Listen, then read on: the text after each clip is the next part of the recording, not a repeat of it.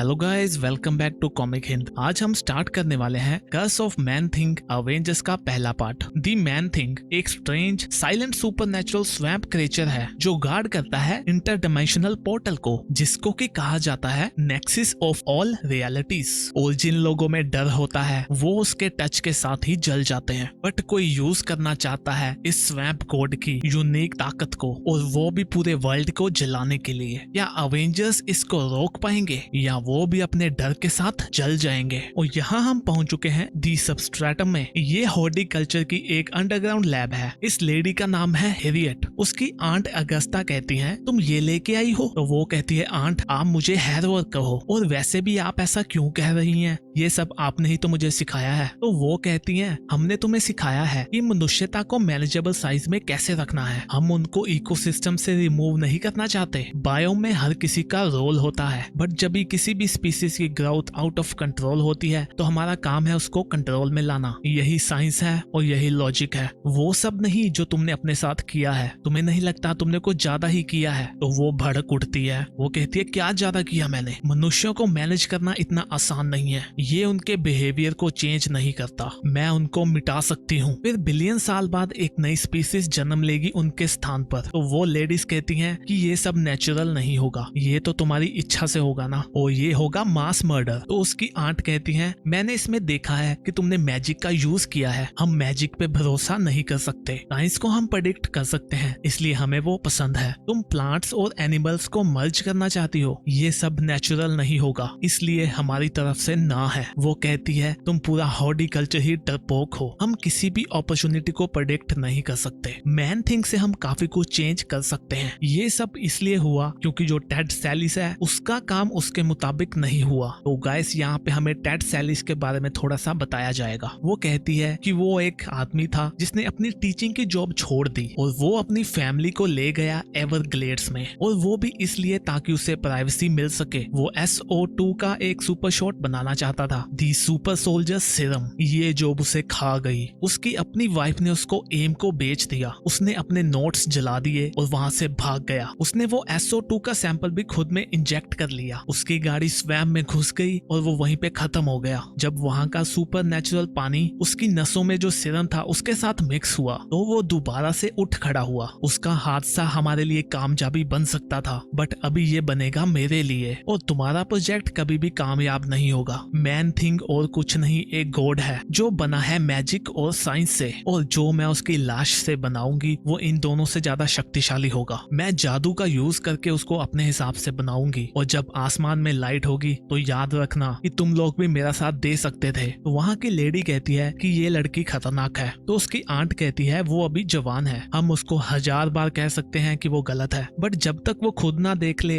वो हमारी बात नहीं मानेगी। उसे एक मौका देना चाहिए अपनी गलतियों से सीखने का। उसका मैजिक बैकफायर कर जाएगा, तब तक हम बस देखेंगे, और अगर उसने बायोम के लिए कुछ खतरनाक किया अब हम उसको रोकेंगे। और यहाँ हम पहुंच चुके हैं मैन थिंग के पास। उसके सामने एक आदमी मदद के लिए चिल्ला रहा है। वो कहता है, मुझे टच मत करना, मुझे हर्ट मत करना। उसकी आधी बॉडी पेड़ जैसी बन चुकी है। वो कहता है, मुझे नहीं पता मैं यहाँ कैसे आया, और ये मेरी बॉडी को क्या हुआ है। मुझे मेरी टांगे महसूस नहीं हो रही। क्या वो चली गई हैं? उस लड़की ने मुझे कहा था कि मुझे डरना है, और ये भी कहा कि तुम आओगे, बट तभी उस आदमी में से हर तरफ से पेड़ की शाखाएं निकलती हैं और वो चिल्ला उठता है। तभी वहाँ हैरियट भी पहुंच जाती है। वो कहती है, मैंने यहाँ पर खून के थोड़े से तुपके डाले और तुम आ गए, बट तभी मैन थिंग उसकी टांग को पकड़ता है। वो कहती है, अगर तुम बोल पाते तो तुम कहते कि ये जली क्यों नहीं? क्या मुझे देखकर तुम्हें लगता है कि मैं तुमसे डरती हूँ? मैन थिंग उसको पकड़ के पटक देता है, बट वो भी उसके मुख का जड़ देती है। वो कहती है, तुम्हें ये हर्ट हुआ होगा ना, बट कोई बात नहीं, मेरी आंट ने हमेशा कहा है कि कुछ भी आसानी से नहीं मिलता। और यहाँ हम देखते हैं कि वो मैन थिंग की रीढ़ की हड्डी को पकड़ती है और उखाड़ फेंकती है। इसी के साथ उसका दिमाग और आंखें भी बाहर आ चुकी हैं। हम देखते हैं कि वो एक फूल जैसा बन जाता है और उसकी पत्तियां उड़ जाती हैं। वो कहती है, देखा आंट, आपकी महान नीस ने क्या किया। उसने स्वैम्प गॉड की चमड़ी निकाल के रख दी और उसके घर पे कब्जा कर लिया। मेरे पास सामान तो आ चुका है,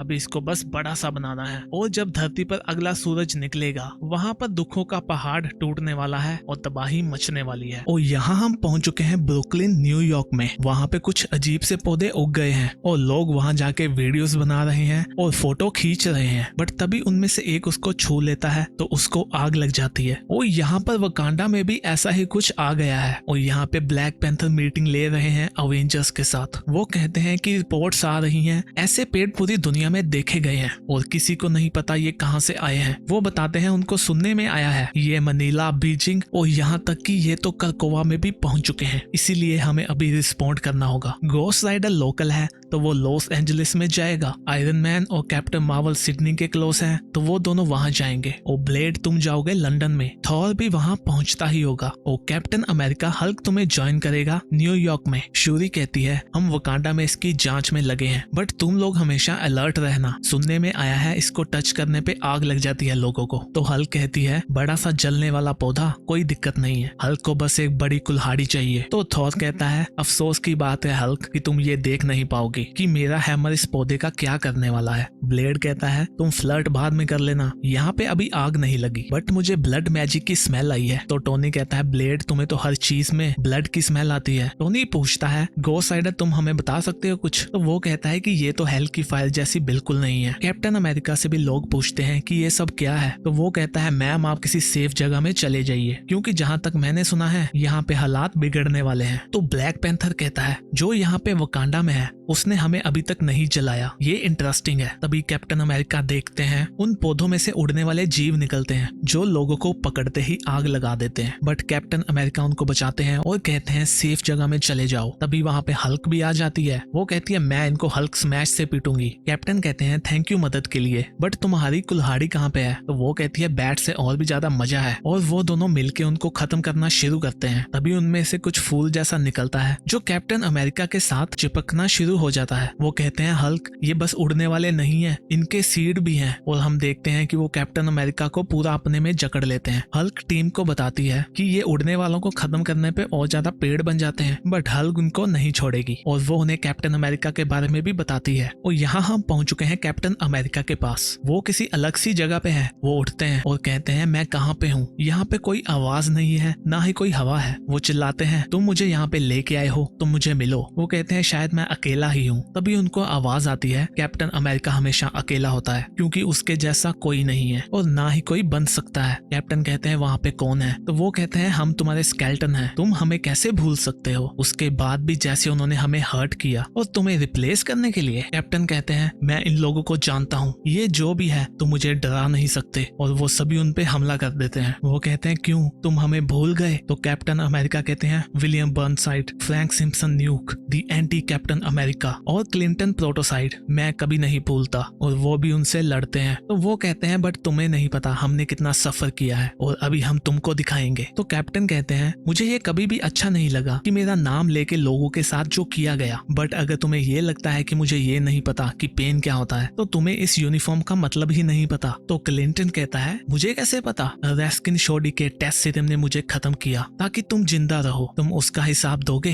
तो कैप्टन कहते हैं मैं भीख नहीं मांगता। बट तभी कोई आता है जो उसको धकेल देता है। तो कैप्टन अमेरिका उठ जाते हैं और कहते हैं तुम जो भी हो मदद के लिए शुक्रिया। तो प्रोटोसाइड उस आदमी को पीटता है जिसने मदद की होती है। वो कहता है प्रोफेसर तुमने बहुत बड़ी गलती की, तुम्हें वहीं नीचे रहना चाहिए था जो तुम्हारी जगह है। तब तक कैप्टन अमेरिका बाकियों को पीट देते हैं। वो कहते हैं प्रोटोसाइड तुमने इसको गिरा दिया। और यहाँ हम पहुंच चुके हैं हल्क के पास। तचाला उससे पूछते हैं क्या स्टेटस है? तो वो कहती है उस पेड़ में से अभी भी उड़ने वाले जीव निकल रहे हैं, तुम्हारे वाला पेड़ जला गया? तो घोस्ट राइडर भी पूछता है तचाला तुम्हारा क्या सीक्रेट है, यहाँ पे तो ये बहुत सारे हैं। तो थॉर कहता है ये उड़ने वाले एक माइंड के जैसे वहाँ पे सारे इकट्ठा हैं बट जल्दी ही ये स्लो हो जाएंगे। तो ब्लेड कहता है मुझे इनके वन माइंड के बारे में नहीं पता पर इनका एक ही गोल है। तो टोनी कहता है हाँ शायद ये इस पेड़ को बढ़ने देना चाहते हैं और इसीलिए ये इसकी रक्षा में है, शायद ये इनको पूछते हैं। तो कैप्टन मार्वल कहती है टोनी ये इनको पूछते नहीं है, ये सन के बारे में है। और यहाँ हम पहुंच चुके हैं हल्क के पास। वहाँ का पेड़ कुछ डस्ट छोड़ता है तो हल्क कहती है ये डस्ट इंसानों के लिए सही नहीं है क्योंकि उनके पोलन जब भी उनके नाक में घुसते हैं तो वो जल जाते हैं। और यहाँ हम पहुंच चुके हैं वकांडा में ब्लैक पैंथर के पास। वो उस पेड़ पे कुछ डिवाइस लगाते हैं और कहते हैं शायद मुझे पता है ये पोलिनेटेड क्यों नहीं हुआ, सनलाइट जैसा कि कैप्टन मार्वल ने कहा था। ब्लेड भी कुछ सही था ब्लड मैजिक के बारे में बट यहाँ पे साइंस भी है। जो पहला पेड़ फटा था वो बिल्कुल सन के सामने था। मैंने एक डिवाइस लगा दिया है जो यहाँ तक लाइट नहीं आने देगा। मैं इस थ्योरी को टेस्ट करने के लिए ब्रुकलिन में आऊंगा। तो थॉर कहता कहता है तुम्हें जल्दी टेस्ट कर लेना चाहिए क्योंकि ये तो मेरी स्टॉर्म के आगे भी नहीं रुके। ब्लेड कहता है जो भी उस पोलन को सूंघता है या सांस लेके अंदर ले जाता है वो एक आग का क्लाउड बन जाता है। टोनी कहता है मैं इन पे काफी हथियार अपने वेस्ट कर चुका हूँ। तो कैप्टन मार्वल कहती हैं हमें इन्हें उखाड़ देना चाहिए और स्पेस में छोड़ देना चाहिए। और यहाँ हम पहुंच चुके हैं कैप्टन अमेरिका के पास।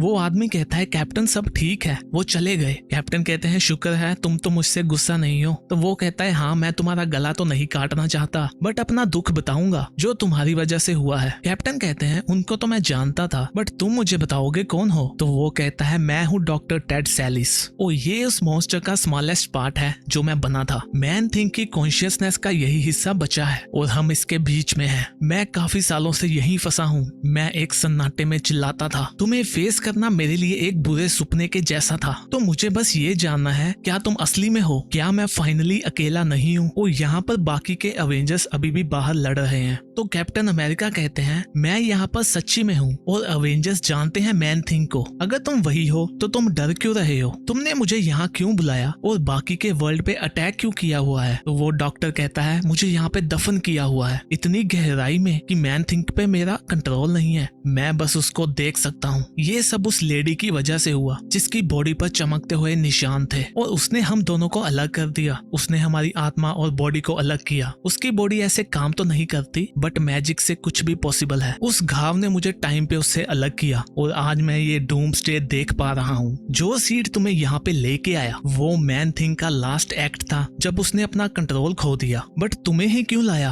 तुम वो लास्ट हो जिसको मैं देखना चाहूंगा। तो कैप्टन कहते हैं मैं क्यों। तो वो बताता है वो SO2 सीरम जिसने मुझे मैन थिंग बनाया वो एक्चुअली इसीलिए था कि तुम्हारे जैसा कोई बन सके। मेरी कार क्रैश हो गई स्वैम्प में, ये सब होता ही नहीं अगर मैं उस जॉब को मना कर देता। तुम्हारी वजह से ही मैं यहाँ पे फंसा हूँ इतने सालों से। और मैं वो जीव था जो लोगों को जला देता है उनके डर की वजह से। और यहाँ के बाकी के अवेंजर्स लोगों को बचाते हैं। पैंथर भी कैप्टन अमेरिका की बॉडी के पास पहुंच चुका है। वो कहता है वाइंस ने इसको जकड़ा हुआ है बट वो जला नहीं। और मुझे रिपोर्ट से पता लगा इनका केमिकल जलाने वाला अजीब सा है जो कि फ्लोरिडा एवरग्रीन्स के जैसा है और जो घर है मैन थिंग का। तो यहाँ पे कैप्टन डॉक्टर से कहते हैं मतलब ये ऐसा केमिकल वेपन है जिसको तुम भी नहीं रोक सकते। तो वो कहता है मैं श्योर नहीं हूँ, किसी सुपर नेचुरल ताकत ने मैन थिंग पे हमला किया और उसने उसकी चमड़ी को ऐसे उखाड़ लिया जिससे मुझे अंदाजा हुआ कि उसके पास ऐसे स्किल है कि वो उसको एज ए वेपन भी यूज कर सकते हैं। तो टिचाला उनको बता देता है कि ये शायद डर की वजह से लोगों को जलाते हैं। तो टोनी कहता है ये सब में हम लोगों को नहीं बता सकते कि डरना मना है। तो वो डॉक्टर कैप्टन अमेरिका को कहता है हम दोनों ही मरते हुए प्लांट सेल्स के अंदर फंसे हैं और मुझे नहीं पता बाहर वो क्या कर रही होगी। तो कैप्टन कहते हैं बाहर वर्ल्ड में तबाही मची है, हमें कुछ तो करना ही होगा चाहे जितना मर्जी हार्ड हो। और यहाँ पे कैप्टन मार्वल कहती हैं हम लोगों को डरने से कैसे रोक सकते हैं, अगर ये वर्ल्ड नहीं जलता तब भी लोग डरते, हम किसी के इमोशन से फाइट कैसे कर सकते हैं। तभी वो भी कुछ पोलेंस को सूंघ लेती है और उसके नाक में घुस जाते हैं और उसको भी आग लग जाती है। कैप्टन अमेरिका कहते हैं तो सैलिस जैसा तुमने मुझे बताया कि मैन थिंग किसी इंस्टिंक्ट पे चलता है, शायद उसी ने मुझे भेजा हो यहाँ पे हेल्प के लिए। तो डॉक्टर कहता है हेल्प के लिए, क्या तुमने सुना मैंने क्या कहा। और यहाँ पे टोनी कैप्टन मार्वल की आग को बुझाने की ट्राई करता है। तो टोनी कहता है तुम जल क्यों रही हो, तुम्हें इससे फर्क पड़ता भी है। तो कैप्टन मार्वल कहती है मुझे आग से कोई फर्क नहीं पड़ता, मैं तो बस इन लोगों को बचा नहीं पाऊंगी, इसीलिए तुम इनको सेव करके रखो, इस हीट को मैं झेल सकती हूँ। और यहाँ पे कैप्टन अमेरिका डॉक्टर को कहते हैं वापस वर्ल्ड में आके थोड़ा सा अजीब लगता है, तुम्हें ऐसा लगेगा कि तुम यहाँ फिट नहीं होते या ऐसा लगेगा यहाँ रहने लायक नहीं हो तुम, और तुम यहाँ पे कैसे मैटर करते हो। बट सभी मैटर करते हैं। लोगों को लगता है मैन थिंग एक मिथ है, यहाँ है एक मॉन्स्टर, हमें उनकी राय चेंज करनी होगी, इसीलिए इस वर्ल्ड को जलने से रोकने के लिए मदद दो। तो डॉक्टर कहता है मैंने तुम्हें कहा ना मैं मदद नहीं कर सकता। तो कैप्टन कहते हैं कितनी ही जाने दांव पे लगी हैं। तो वो कहता है मुझे भी तो दिखता है बट मैं मैन थिंग के किसी डार्केस्ट पार्ट में किसी वजह से फंसा हूँ। तो कैप्टन कहते हैं तुमने ही बनाया था ना सीरम 1, तो तुम उसके इफेक्ट को रोक सकते हो ना। तो वो कहता है कैप्टन जो तुम मुझे समझ रहे हो ना मैं वो नहीं हूँ, मैं उस सीरम को दोबारा इसलिए नहीं बनाना चाहता था कि मैं वर्ल्ड की हेल्प कर सकूं। मैंने ये सब किया खुद के लिए और अपनी फैमिली के लिए, मैंने कभी उस फॉर्मूले को समझा ही नहीं क्योंकि मैंने उसे नहीं बनाया था। तो गाइस इसी के साथ हमारा ये पार्ट खत्म होता है। नेक्स्ट पार्ट जल्द ही आएगा जो कि होगा स्पाइडरमैन के साथ। उसको देखने के लिए चैनल को सब्सक्राइब कर लीजिए, वीडियो अच्छी लगी तो लाइक भी कर दीजिए। हम भी मिलते हैं नेक्स्ट वीडियो में, तब तक के लिए बाय बाय।